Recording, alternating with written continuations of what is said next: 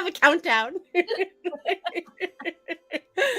Thank you so much for joining us. I'm Erin Lee of Heavenly Messenger, and with me today is the beautiful Bobbi Rowntree, born medium. And today we're bringing you a pre-recorded Oracle Chat show. This will be debuting or airing on Sunday, August the 21st, but we're recording it today. Yes, because, well, we can't record on the 21st or we'd be just live. Yeah, right. And unfortunately, we can't be live on the 21st. So here we are. So we did put out a request for questions from people, but we got specific reading questions. And on the Oracle Chat show, we do general questions. We don't do reading questions. So Bobbi and I have come up with a couple of different things that we can talk about today. We have them written on these fancy dancy little cards. Index cards. They're fancy. Really fancy. Yeah, they're the white ones. They are the white ones, but they're not lined. They're just straight up. They're just straight up white. So you couldn't use them for like recipes. So writing without lines. I know. You can't read between the lines if there aren't any lines present. Oh, that's good. If I did it, it would be like English dental instrument. Sorry, that's a commercial thing. I have certain commercial things that are stuck in my brain. Just pop in your head. Yes, that's from the Reach toothbrush. It's angled like a dental instrument. That's okay. How do you like your coffee? Crisp. You like your coffee crisp? Oh, I like my coffee crisp. That's been in my head for weeks. That's terrible. I'm so sorry. Oh, it's okay. I mean, he won't be here visiting anymore, but at this moment, my 11-year-old, almost 12-year-old nephew is visiting. I pull it out on him all the time. He hates it. So I think that's wonderful. That is. Right. Just song too. It's like do a whole chocolate bar theme. Right? Oh my gosh. We should do a whole chocolate bar theme. Break me off a piece of that Kit Kat bar. Oh, all right. Here you go. So Bobbi. Okay. Oh, okay. Pick a card. Any card. Okay, I picked that one. This one? Okay. Left. Okay. So, so the card that we have here, I don't know if you can read it,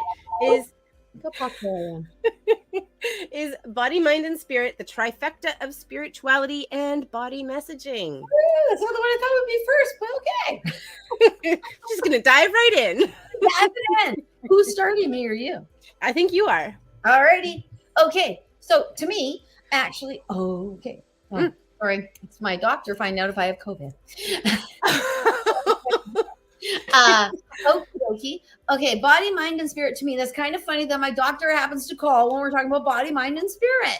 What the devil? What the heck? Oh, yeah, okay. Because everyone knows, well, anyone who knows me, I whine and talk about it all the time. My lumps. Your lovely lady lumps. My lovely lady, well, not those ones, the ones in the back. My lovely back lumps. The back lumps. You don't want back lumps. I have lumps, cysts, what's that other word? Oh, fibroids. Yes. Fibroids. I have collections of, let's say, tissue garbage that actually show up on different parts of my body. We can say it that way. Mm-hmm. Mm-hmm. So I believe that those little coagulations of tissue and blah, blah, blah is psychic energy that I haven't moved through well enough. Because I believe that our psychic energy actually is displayed in our blood. Mm-hmm. So I mean, I don't experience it as much in blood. I see and feel and experience it more in energy. But to me, like things becoming stuck, energy becoming trapped or stuck in your body, that totally makes sense to me. And so yeah, I'm with you on that.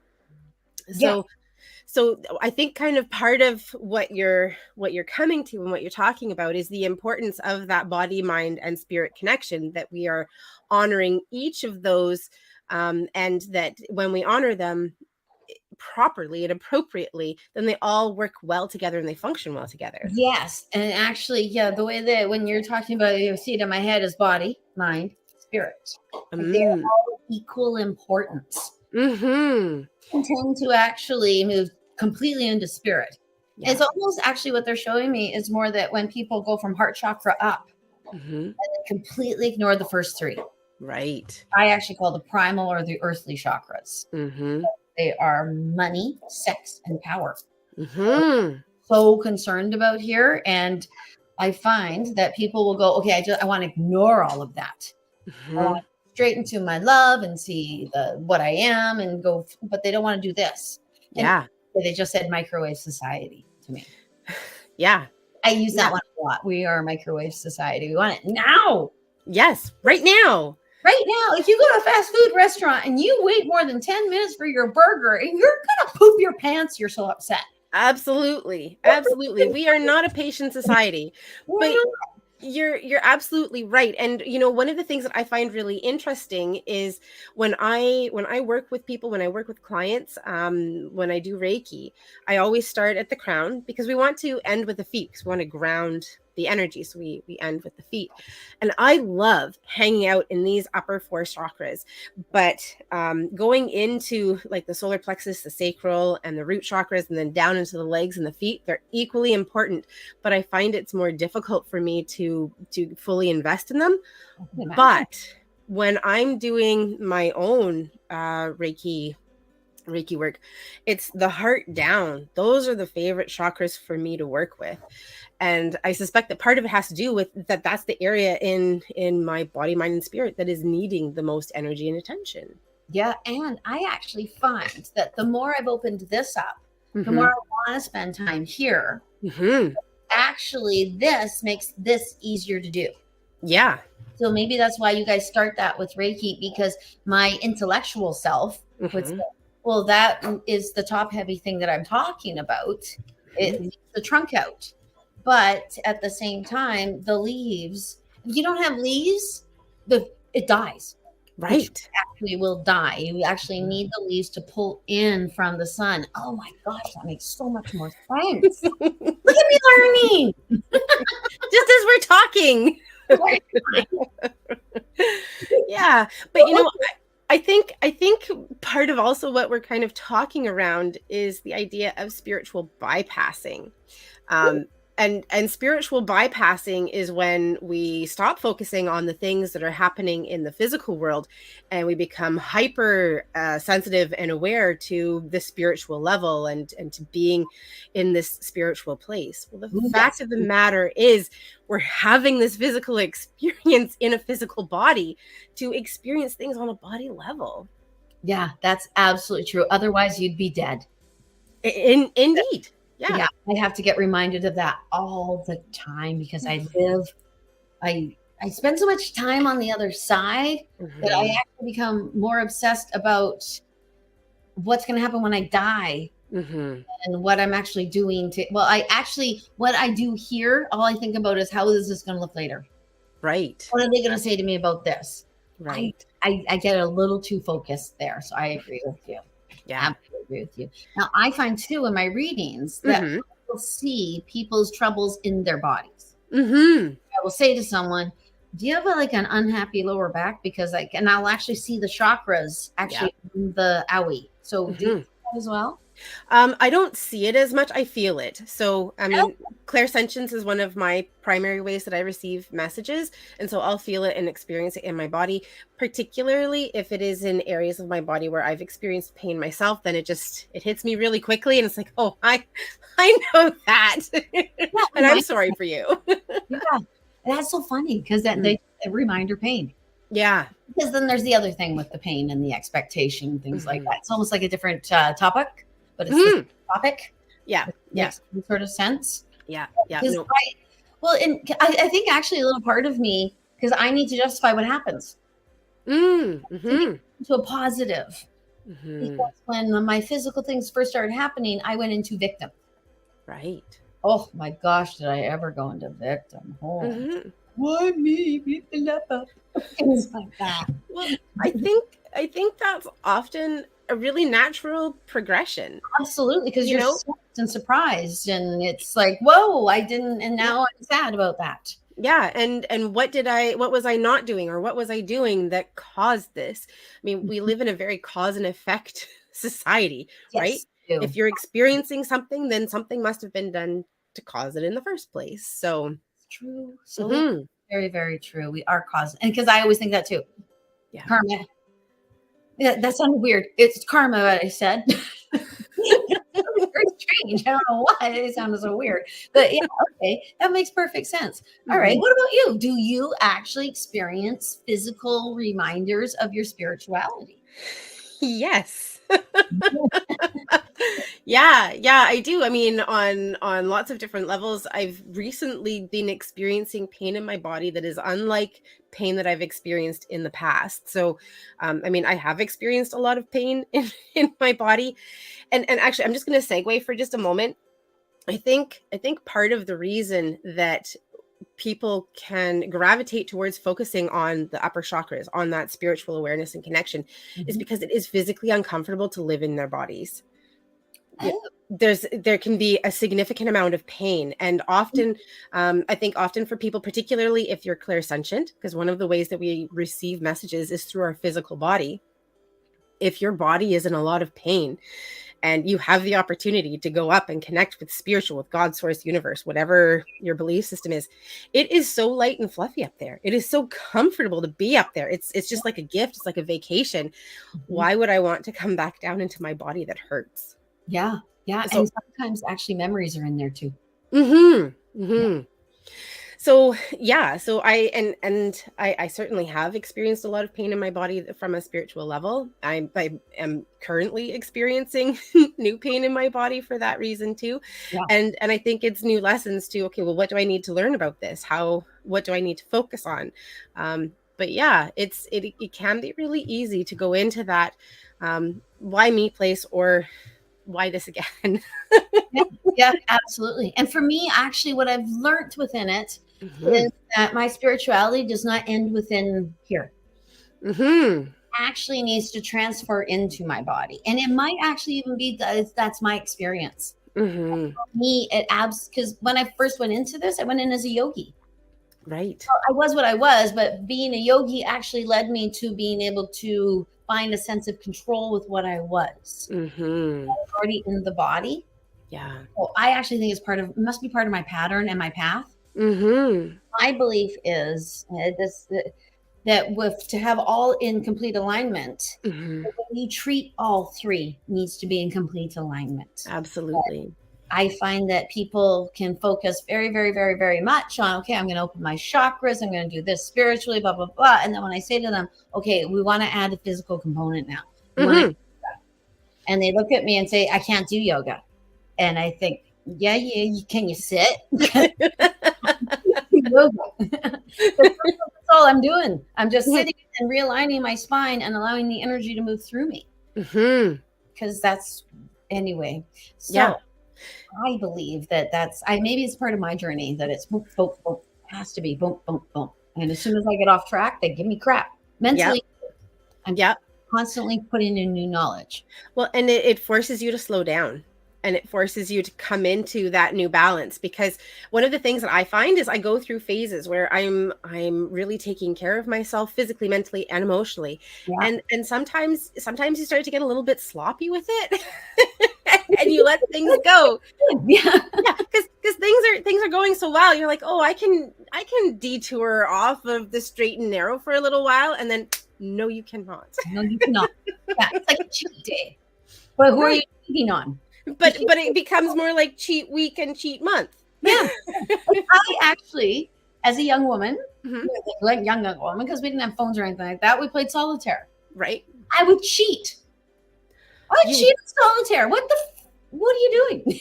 Bobbi Rowntree. I am shocked. I'm cheating me. But I would. So, Oh, but we do that. We will say to ourselves, I know this is better for me. But they will actually we'll fudge cheat it. ourselves. We'll cheat ourselves. It's We'll cheat crazy. ourselves.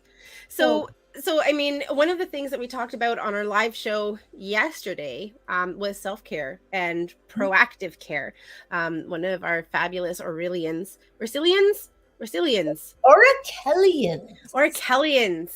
My gosh, I need to learn how to pronounce that.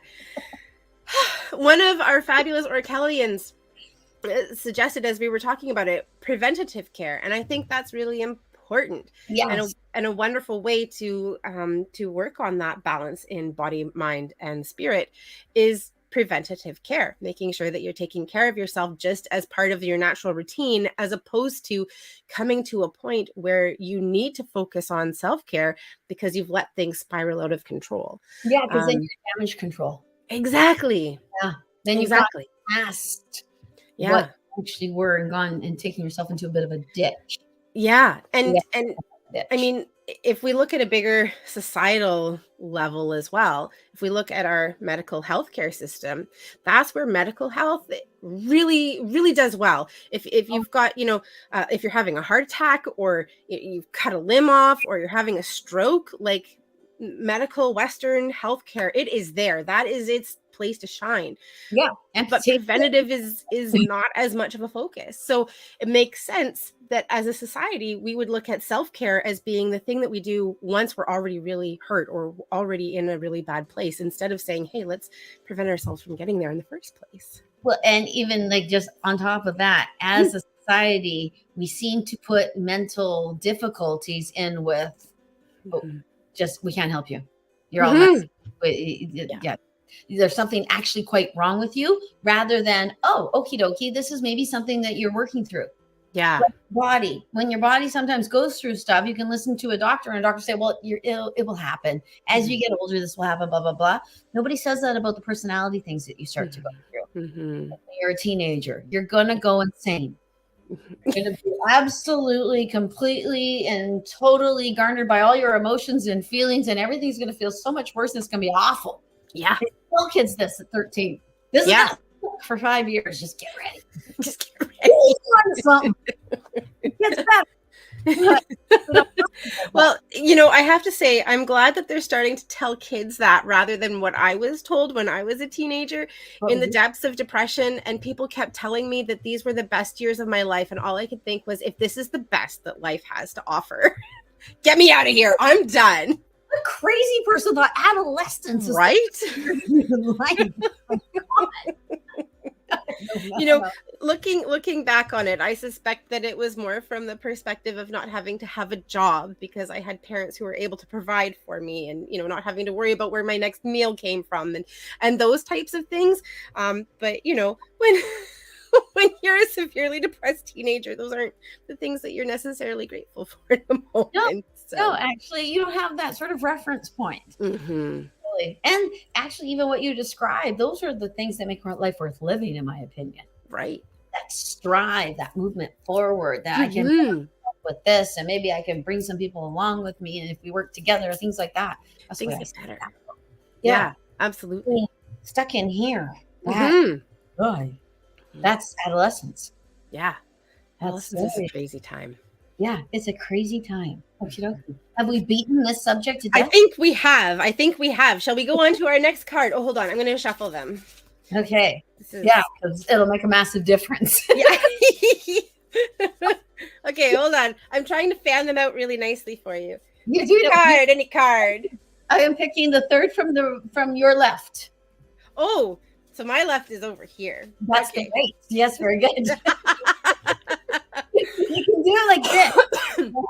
Left. No, left. Yeah, I had full growth. You used to have to do that. And it was like, we're all mirrored up here, sweetie. I'll see you going like this. All right. So our next card is compassion and empathy. This is your card. This was my card. This was my idea. I love talking about compassion. I think mostly because I don't think that we offer ourselves enough compassion. And if we don't offer ourselves compassion, it is really difficult, nigh on impossible, to offer compassion to other people. If you can't love yourself, how the hell are you going to love somebody else? Exactly. And I don't know what has been happening with the Facebook algorithm recently, but I've been getting a lot of posts that have been coming up that are not part of my friend group, and they'll give me like one comment, and the comment is something that's just really ridiculously uncompassionate, unkind, and the person is so stuck in their head they can't possibly see anybody else. And I keep falling for it. I keep going in and reading it, and I react to it. I'm like, Erin, you should not be doing this, because this person is... Anyway, no judgment. But part of what I see is that there isn't any compassion. They haven't been offered compassion for themselves. They haven't been able to offer themselves compassion, and so therefore they have nothing to offer to other people. Okie dokie. Now, compassion and empathy. When we made this little card, I actually saw them as the same thing. Very, very, very different things, aren't they? Well, I think that empathy exists because of compassion. Yeah, and empathy is me actually empathizing and seeing where you're at. Compassion to me is me actually feeling for you. See, I would have be trying to send you some sort of healing in some Oh, okay. Or the opposite. Healing you and trying to send you anger. I cannot believe how people speak to each other on Facebook. Oh, I know. It's pretty. People speak to me, and I've actually even written to them. I've never met you. How are you speaking to me this way? I don't understand. I make a comment, and you tell me I'm a piece of crap. I don't understand where we went from. I stated something that might be my opinion, and you tell me that I'm nothing. It's just crazy what we do, because you wouldn't say this to someone's face because you have compassion. Face to face with them, you could feel it. Yeah. Or feel it on Facebook. Or you might not say it to a person face to face because we just don't do that because we've been taught manners, even if you think in the back of your mind. I would really, really hope that people wouldn't, because they'd say, I wouldn't want that said to me. Or I don't want to be part of that energy. Or I'm too much of a chicken shit to say it to somebody to their face. So I'm going to hide behind my keyboard like a big warrior. That you get a lot of that. Yeah. And I'm not judging, but I'm judging. You said no, I'll judge you.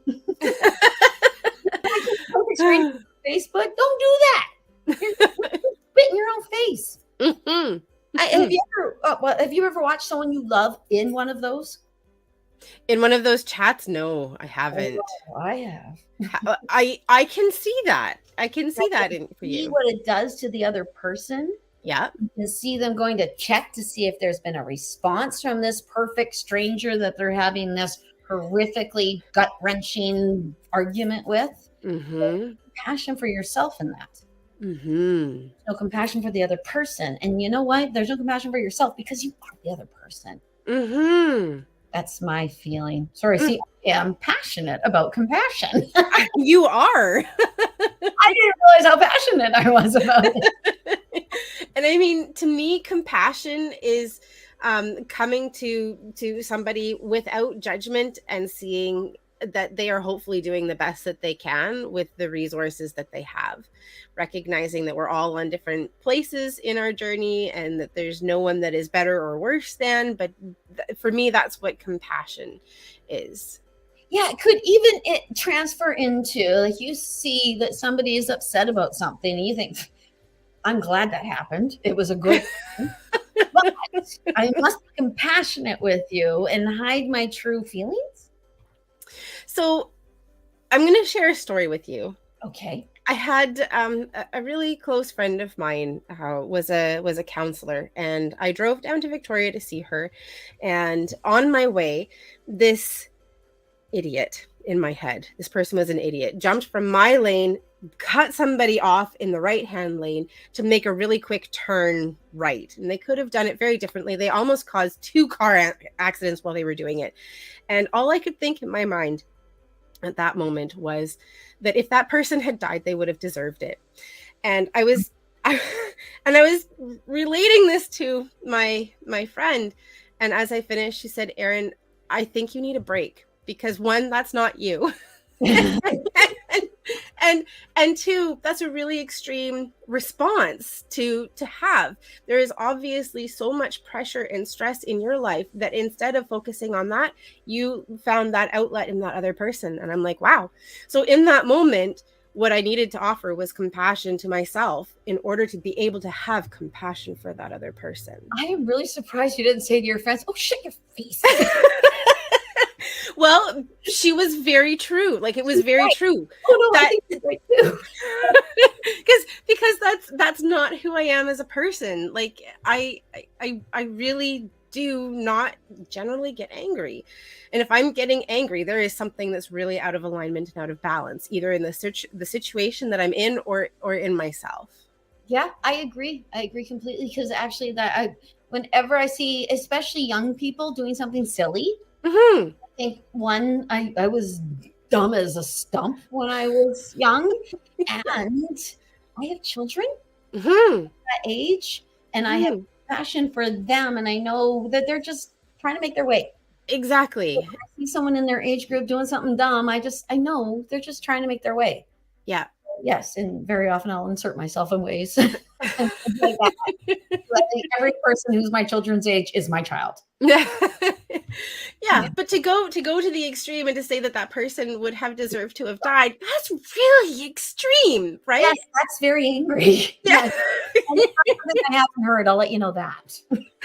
Sorry, what was that? It's not something I haven't heard. Right. I have heard other people who are not like you at all. Right. Say, well, they should die, blah, blah, blah, Yeah. blah, blah. Yeah. And I have even said people need to be reset, is how I put it. Mm-hmm. But I've never done it in traffic. And thought, well, a movie violation. Why take your life? Yeah.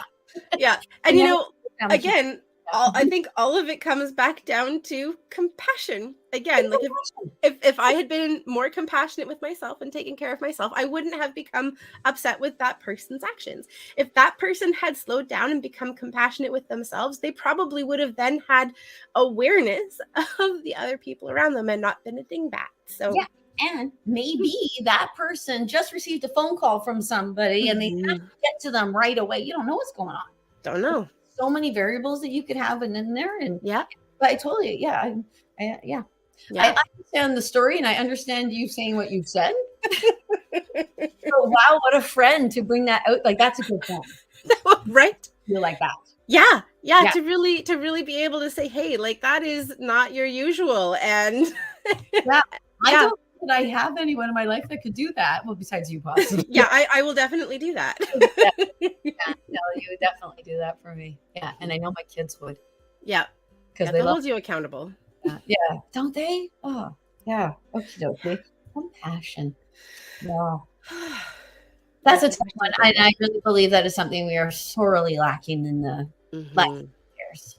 Yeah, I think we forgot all about it. You know, I think a really good practice would be, how can I show myself compassion today?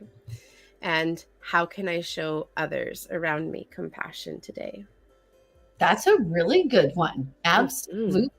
And even if you're not quite sure, what would that even mean to me? You can put that caveat out. Show me what compassion would mean, or give me an opportunity to be compassionate. Because honestly, when you do everything you do, they watch. Yeah. And they say, oh, they're doing that. They want more of that. So they'll have more of that. Thank you very much. Like if you had continued with the hating and wishing people dead upon the highway, quite possibly you may have gotten a ticket. Yeah. Or way too late for where you are. Or see more and more and more terrible drivers because you'd be attracting them to you. Exactly. Exactly. A lot of attraction there. That one sucks. Yeah.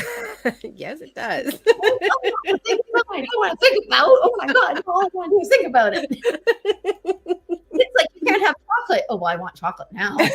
That's all I can think about. That's all I can think about is how much I want now. Now I've actually made it, so I want chocolate. Oh my gosh. Yeah. We'll have to have a chocolate break. I have chocolate upstairs. Okay. Should we go to our next one? Pick a card. Any card. Right smack dab in the middle, you have two cards. One is kind of poking out from underneath that one. This guy? Yeah. Okay.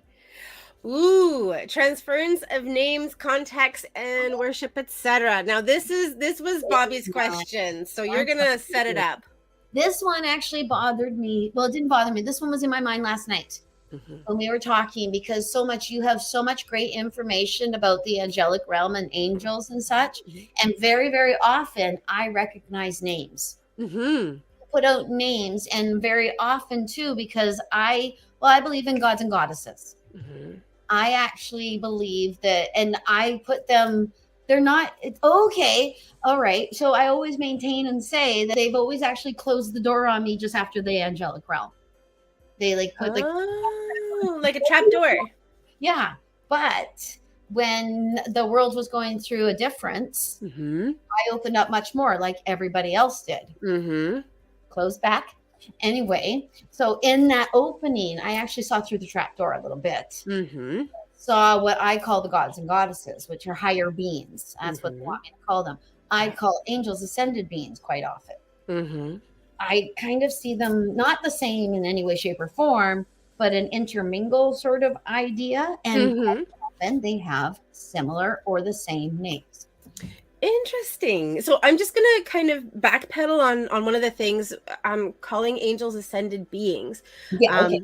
And the only reason for that is for ascended masters are people who have lived on the earth and have ascended to a point where they're able to help and support us on the earth. So examples would be like Mother Mary or Jesus or Buddha. They all had physical lifetimes on the earth and then ascended. And so like ascended to me means that there is an upward movement. And for the most part, for the archangels, there are only two who had physical human lives here. That's Archangel Sandalphon and Archangel Metatron. And you can always remember it's those two because they don't have the EL at their end of the name. But anyway, so that's my only thing is that they never had a human life. I know that. The only reason I call them ascended and I call them beings because they're not humans. They are actually a different being. Yeah. So I call them ascended beings. And actually, one of the reasons why I say it is political correctness. When I say angel to some people, they go, oh, Christian.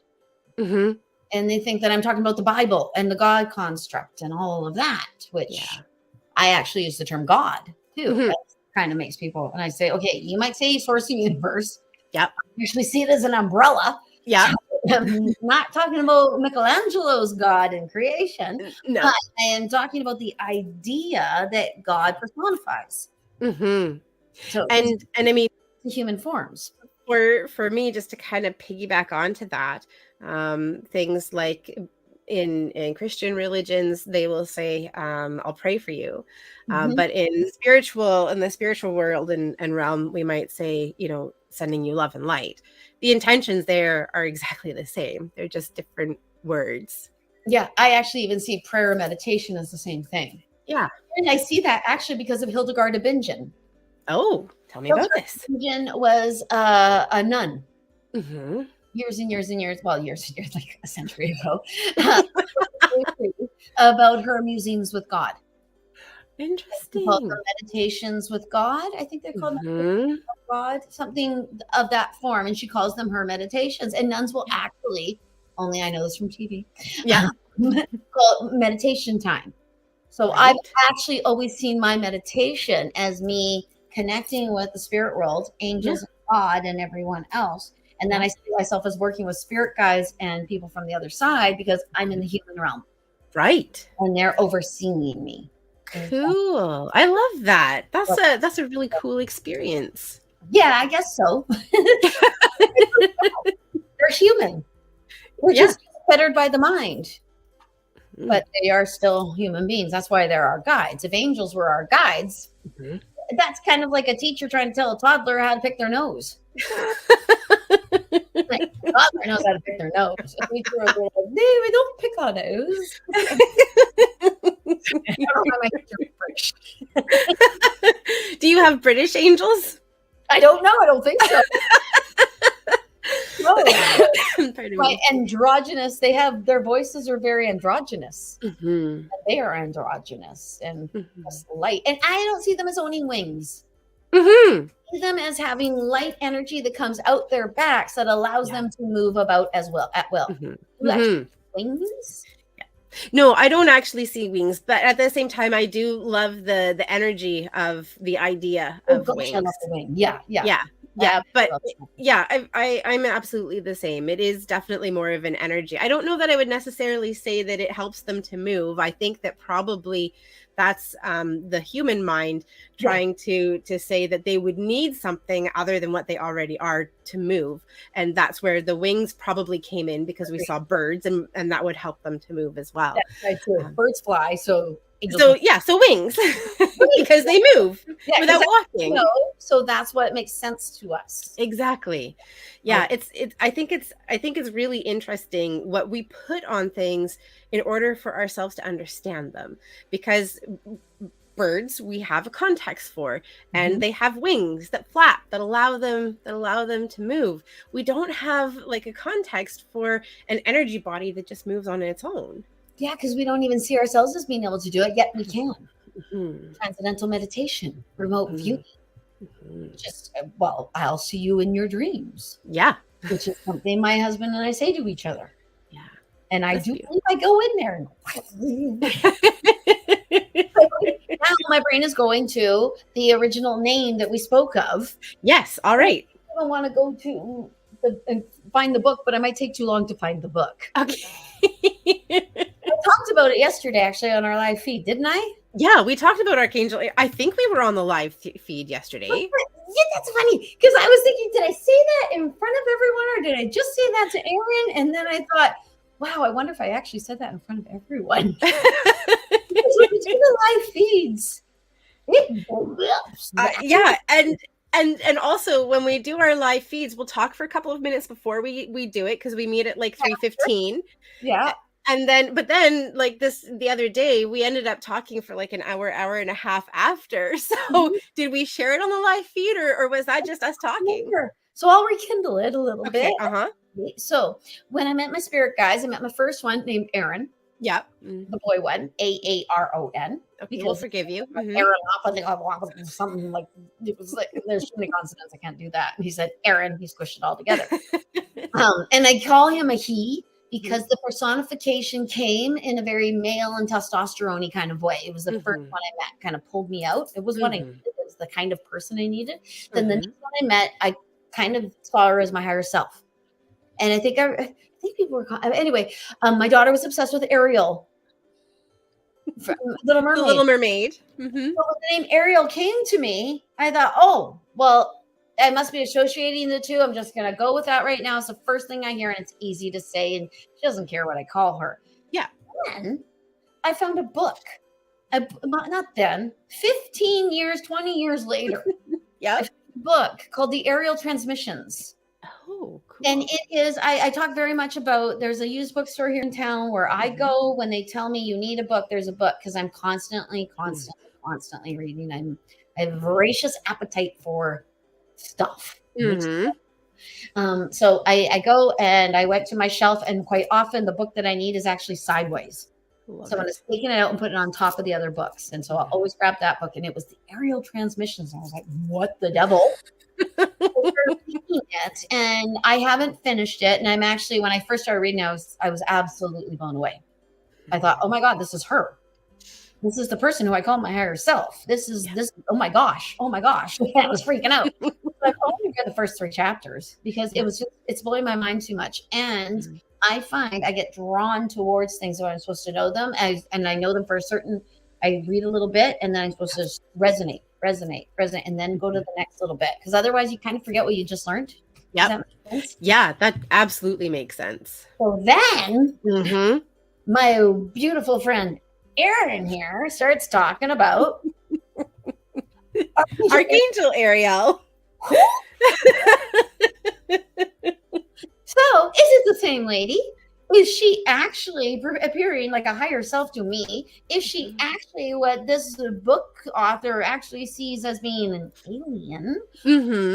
Is she actually an archangel, or is she actually all 3?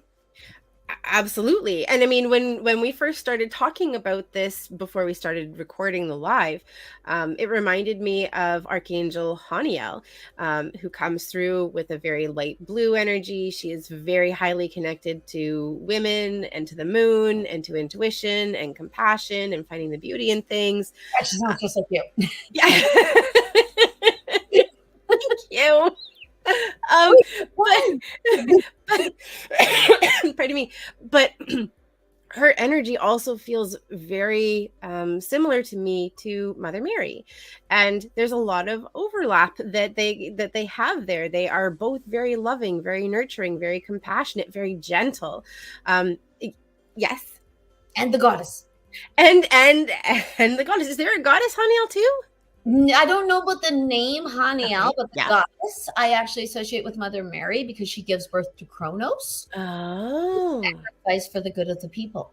oh, interesting. And she wore blue. Interesting. Her head. So, even though I do not know, if someone else knows it, I'm sure they'll be able to tell us. yeah, I hope so. I hope if you're watching and you know, please pop it in the comments. We'd love to hear from you.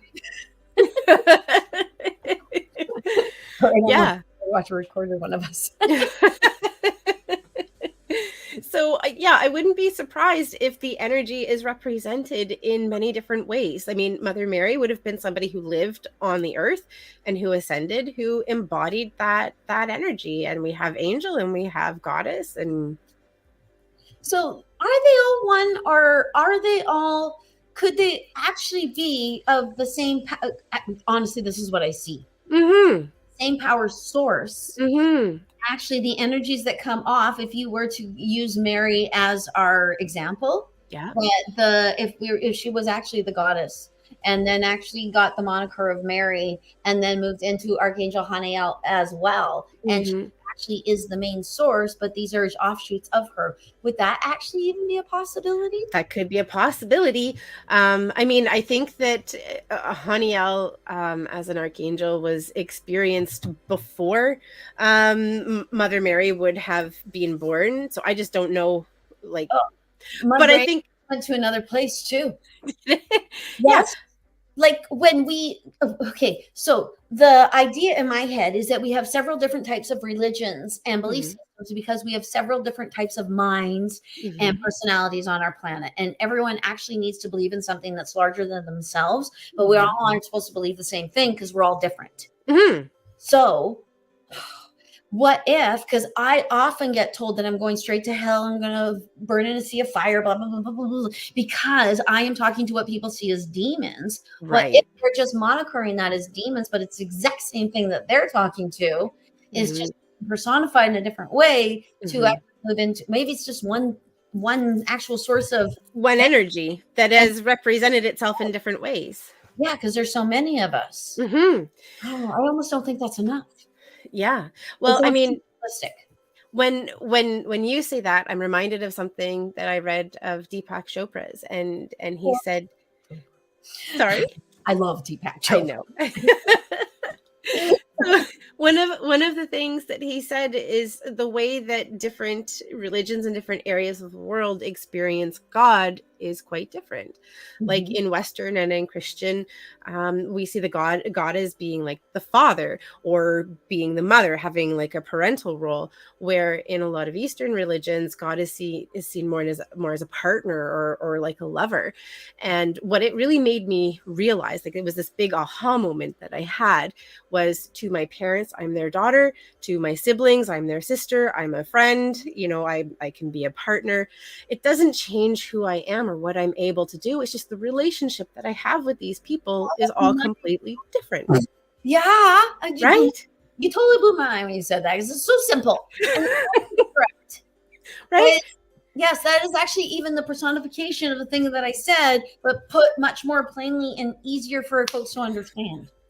Because there we go. It got really complicated in there. At the same time, it was a thing. Yeah. Oh, and actually, when you talk that with Deepak Chopra, in that people in India believe in exactly the same God as people in America. They call it a different name. Yeah.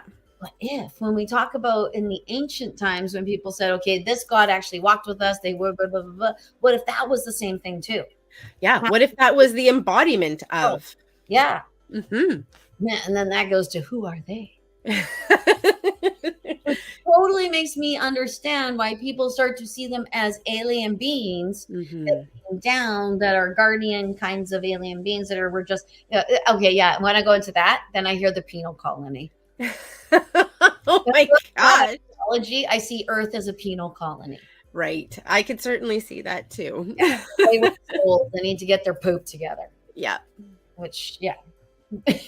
Yeah. We're still figuring it out. Oh, well, yeah. Do you know one human has it all? No. No. Lots who think they do. Yeah. Well, Yeah. and I mean, once we have it all together, isn't that time then to move on? Yes. Well, once you have it all together, that's actually when you're ready for new information. Mm-hmm. Which makes sense because when you die, Yeah. you get all new information. Absolutely. You know what? That has just tweaked me on something. I know it's not on our cards, but I want to kind of talk about it because it's been coming up for me in readings over the last couple of months. I've been talking to a lot of people who have been reaching plateaus and have been seeing these plateaus as being frustrating places, or like, why am I not moving further, or why is my experience not as much as it was when I first started? Yeah. And I see plateaus as actually being really positive things because it's a time of rest and it's a time of truly coming into deep understanding of whatever it is that you're learning at that time and at that moment. That's exact. I was going to say the relaxation. Yeah. Yeah. They're like your shavasana between each yoga class. Yeah. Because you can't always be in a place of movement and growth, because then you become tired and overwhelmed and you're not fully able to learn, appreciate, and absorb where you are in the moment. Yeah, almost like when they said to me, you only have to read 3 chapters and resonate with that for a while. Mm-hmm. The next 3. Yeah. Yeah, because we want to go through it. We want to get to the end. Like, what's next? Yes, I've done all this. Look at me. Yeah. Like yeah. That. Yeah. And then we realize, oh, I don't know anything though. Yeah, I think put all that information in my head. I think deepening understanding of what you already have is a really important part of the process. Do you find too, because I find this, and even in myself, when you reach a plateau, actually can almost mask a sadness inside of you. Mm-hmm. Because you're going, and then you think, oh. Mm-hmm. Because it is relaxation. It means settle down, relax, just be with what you've known. Yeah. But our brains are so used to being stimulated. Yeah. Yeah. Interesting. And yeah. Nope. Okay. What I was going to add is, when we're in a place of movement and forward activity, what I think about is the excitement of starting a new project. You know, you've got all of that energy, it's building up, it's exciting, you have something that you're putting into, and then over time it kind of slows because you hit that plateau. Yeah. And what do you want? You want the excitement of the start and of the beginning. Right? Yeah, so what I just did. I totally explained it. Oh my God, that was so bizarre. Yeah. I just laid a floor that needed to be laid in my house, and my husband won't see this until he's home. So, so you're safe? I'm safe. The only reason my husband would be upset with me is because it took a lot of my physical being, and he doesn't like it when I hurt myself because he loves me. Mm-hmm. That's why he would be mad at me. That's the only reason he'd be mad at me, because he loves me. Anyway, so I did the one room and it went like gangbusters. And then I was doing the bathroom and I got stagnated by work because I had to work. Yep. And I don't feel like doing it anymore. Yep. Just lost momentum. So he can finish it when he gets home. Yeah. Oh no, I'm finishing it after we're done. All the photographs. All right. Are we ready for our next card? Yes, absolutely. Okay. Any card. I picked that one, which is 4th from your right. 1, 2, 3, 4. Oh no, this guy? Yeah, that's the one. Okay.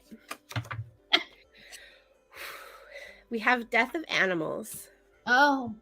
This is a heavy one. This one's so heavy. Why did I choose this one? Didn't I put this one in? You did. And it was the last one. And Bridge. Yeah. Yeah. And Death of Animals. Gosh, I hope that's not a foretelling. Yes, a foretelling. Yes, because I have a dog that I have to make a decision about, but it's so hard to make these decisions. And in the past, I have waited far too long because this dog, she's there. Yeah. I don't want her to hear me. It's like she knows, but she's so strong. Mm-hmm. She is like the toughest dog. So I don't know.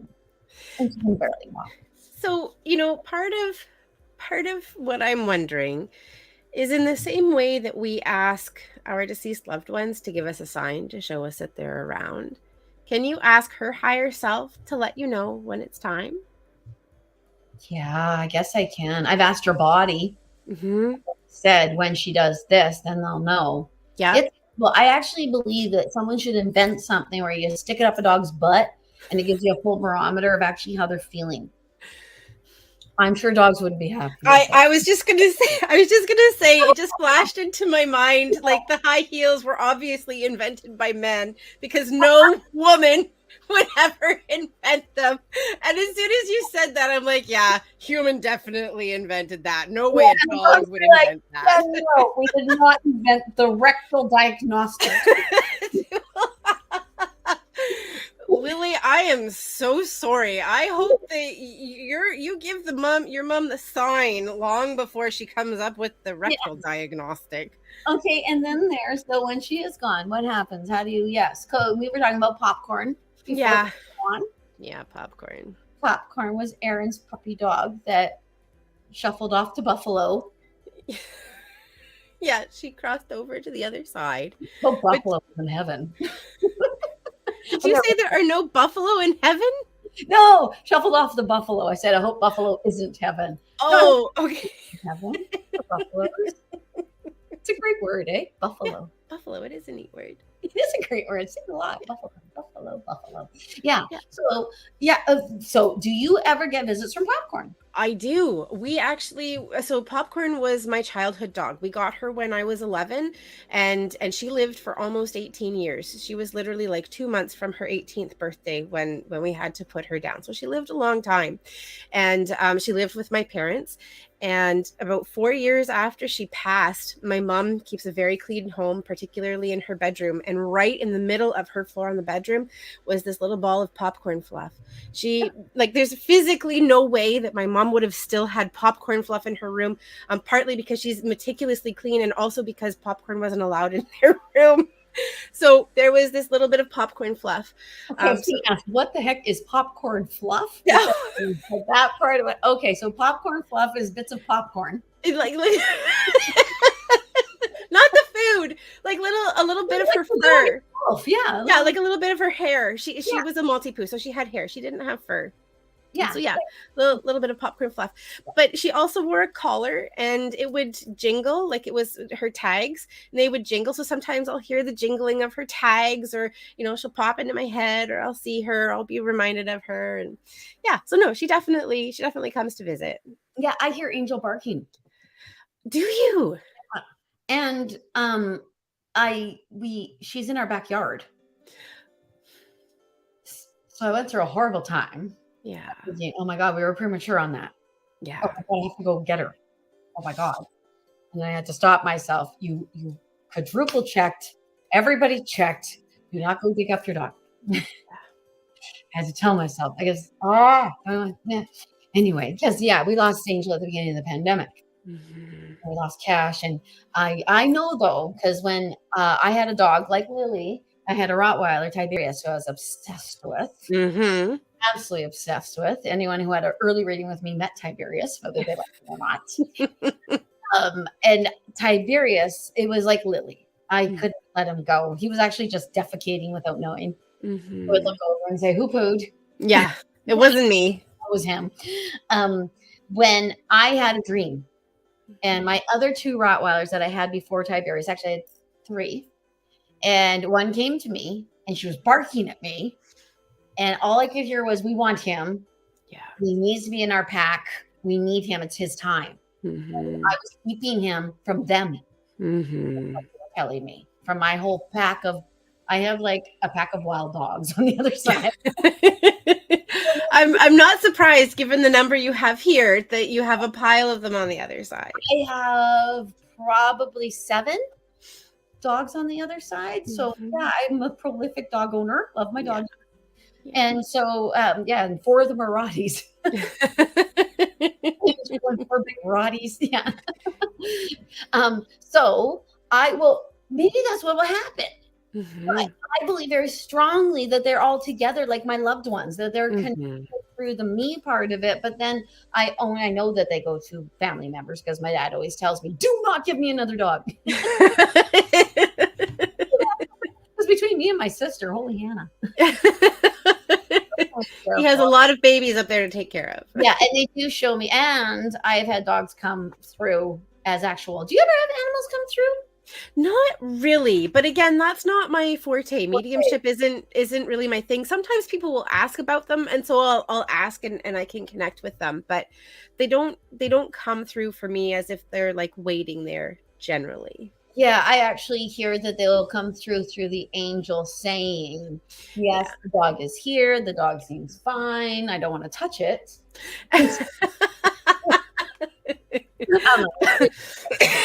Well, it's really interesting. Archangel Ariel, who we were talking about earlier, is connected very strongly with animals, and she would definitely get down and play with animals. So don't think that angels are better than our dogs, because they are not. Yeah, but that's Ariel, and she gets down and plays with me apparently. So.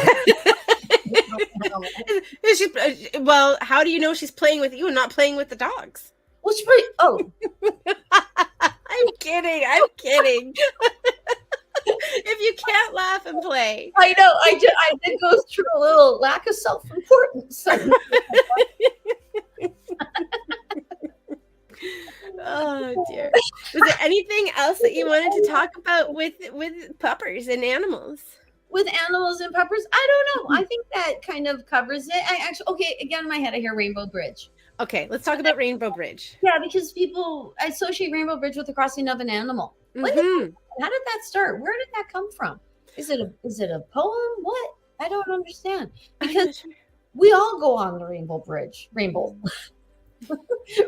Bridge. And it's funny, there's a school of thought that says the animals rest somewhere away from us. Mm-hmm. And to be perfectly honest, I did see all my dogs together on the other side of a bridge. Oh, interesting. I think about that. Interesting. But they could have been symbolizing it so that I would understand what's going on. Well, and I wonder if animals reincarnate faster than we do. That's another thing I wonder about too. Because their lives are a lot, their physical lives are a lot shorter than ours, generally speaking. And, I wonder if that's part of the reason if they're separated in that way, because they come back at different rates than we do. Okay, that brings me to another idea. And people, please comment about this, because you have an idea. Let us know. Because I have this cat. Okay, so I have 2 cats in my life, but I had 3 cats in my life. I had this orange cat that is on my Instagram and stuff, Feline. She actually brought cats back to me. I was done with cats. I was never going to have a cat again.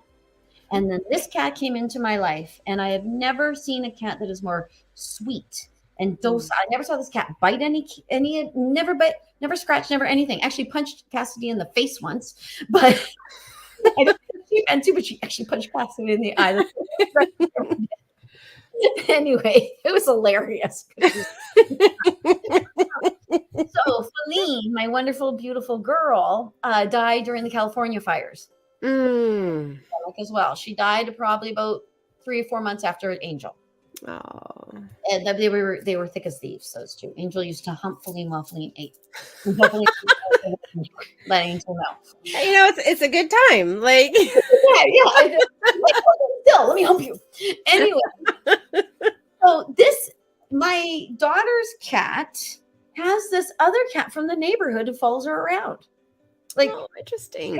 Sits on our deck. Will actually sit on our deck and cry in the winter. And I lay in bed. I can't let her in. Lily will kill her. Right. Yeah, it's a him. His name is a female name, so I always call him her. Yeah, but it's also the name of a drag queen I really like, so I try to go there. Right. Presenting as female, but male. So this cat, I keep thinking of Feline. But I've actually messaged with the owner of this cat, because I put the cat on Facebook because I thought maybe it's lost. And actually the owner is an indoor cat. She doesn't even know how it gets out. Interesting. But okay, so in my head right now, I don't know if I had a dream that they were on my deck at 3 a.m. last week during the supermoon. Mm-hmm. Not last week, during the supermoon.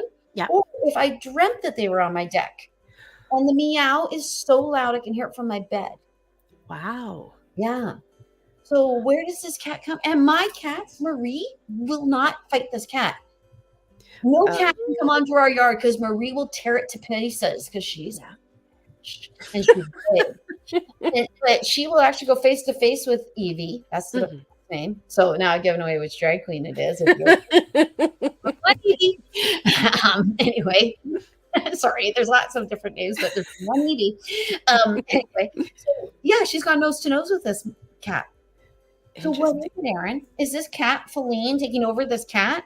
That's the closest I get to a reincarnation, because I look at it and think it's Feline, and she doesn't understand why I won't let her in. Oh, I wonder if she's a walk-in. So every now and again, Feline takes over Evie. And well, a walk-in would be somebody. So a walk-in is when a person has a physical death, but comes back to life. And when they come back to life, they come back to life as another soul. That's what I don't want to know. Okay.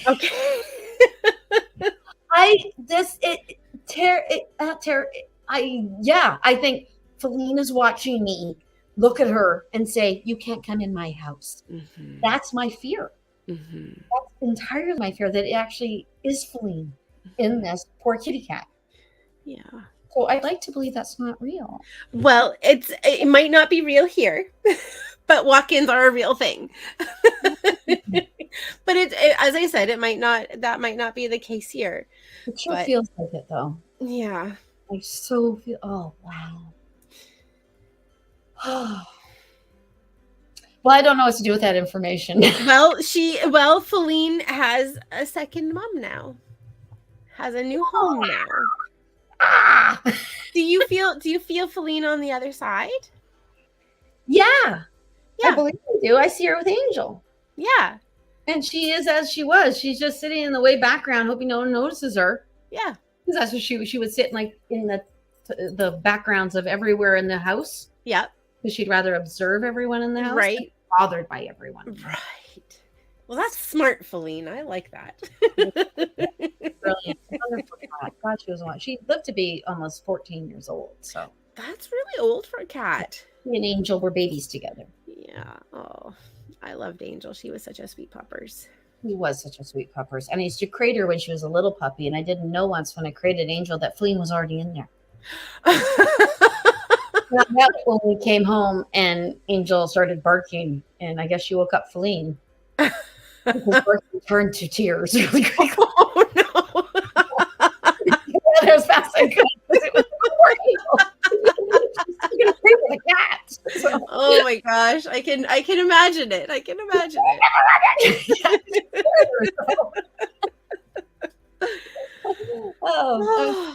So yeah, I guess Rainbow Bridge. Yeah, Rainbow Bridge. Well, my friend, we've come up to our time. How are you feeling? I'm feeling. We're feeling. I am feeling good. Is good, but yes, I am feeling exactly what you think I am feeling. Okay. Fatigue, exhaustion, all those sorts of things. All of the fun things. Isn't it amazing how what we do exhausts us so much? It is. You know what? Let's take a moment and talk about that, because that's actually a question that I get a lot. How do you feel after you do readings? It depends on the reading, and it depends on which one it was in my sequence of readings. But always. And they'll give me when I have other readings, because it only matters what I am for them. Yeah. Yeah. Because I can even be sick. Yeah. And have no symptoms whatsoever during readings. And then the minute they're over, you almost crash. It's like the epidural wore off. Right. And if you give like, yeah.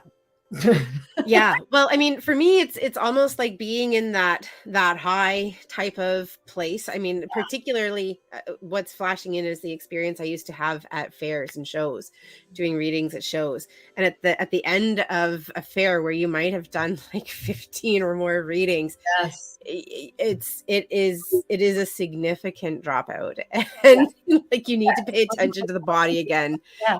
Your mind's not working. Everything else words aren't coming out, but your mind is like in your throat, because it's like boom. Your heart's going. Well, have you ever been part of the whole sniff the pits after a show?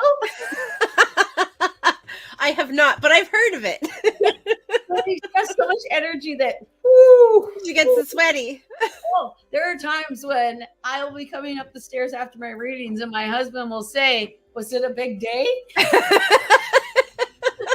you smell me coming?" Oh wow! Well, that might be part of the difference. I always am really hot, so I wear as little as possible to shows. Even in the winter, I'm there in like a tank top because I do get really hot. Yeah, you warm up during them. Yeah. It warms up. It Yeah. starts, it's amazing it's amazing physical response with what we're doing. And it is so exhausting. It is. And the need to ground after is huge. Like after a day of readings, I always have to go and eat. I need to eat a good sized meal. I need to drink a pile of water, and then I just go to bed. I just crash. Gosh, you're so much smarter than me. And I deal with that person, then I help that person, then I go there. It used to be I used to finish, and I drive this kid there and that kid there and this kid there. So, hence my lumps. Yeah. Well, that's probably one of the benefits I have is not being a parent. Well, yeah, and it's even if I wasn't a parent, I would figure out a way to completely and have to spread myself far too thin. Yeah. So yeah, that's just, you're smarter than me. That's one. I think that they have been really firm with me and showing me that, like if you don't take care of yourself, you don't function. So I see this as more of a survival thing. Yeah, I understand that. Self-care is survival for me. I know that too, Erin. I'm just smarter than me. Well, may I rub off on you? Yes. I don't know. That has always sounded really dirty to me, like rub off on me. No, but I will share. I can't rub off on you. I know someone could. Sorry, we're recording. Yeah, we are. All right. On that note, not recording. Oh my God. That's the blooper reel my cousin talked about. I think so. Yeah. All right. How are we doing? I think we're ready. Okay, we're done like dinner. Well, thank you, everyone, all so much. Go ahead. I keep interrupting you. Well, no. You go, and I'm just adding like a little, like I'm Iago and you're. Sorry, now I'm the parrot and you're Jafar. I thought you were going to be like, I'm the background chorus. Okay, do that. Thank you, everyone. Thank you, everyone. Thank you. You should actually have me like a little bobbing head around you. Right? Okay, this is where we need somebody who's able to edit the videos. Bobbi's head bobbing all over the place. Well, thank you all so much for joining us. It's always a pleasure for Bobbi and I to connect with you. I believe that next weekend we will be live. We haven't looked that far ahead of the calendar. But I am going to leave the pre-recorded question form up on our website. So for the next time, it works out really well. The next time we have a pre-recorded show, or if we're not doing a pre-recorded show for a while, then we'll start pulling questions from there and we'll answer them on our live shows. So hop over to universalconnections.ca and send in your general questions. All of the questions that we received for this video that we did today, they were all readings, and we don't do readings on the show. So send us your general questions. We'd love to include them in our show. Yes, because you know what you ask for in a reading actually can be answered within a general question. Because mostly what you want to know in your reading is what everyone else wants to know as well. Yeah. Does that make sense? Absolutely. All right. Awesome. Well, thank you for joining us. We will see you next week. Thank you for joining us. Are we ready? I'm ready. Namaste. Namaste.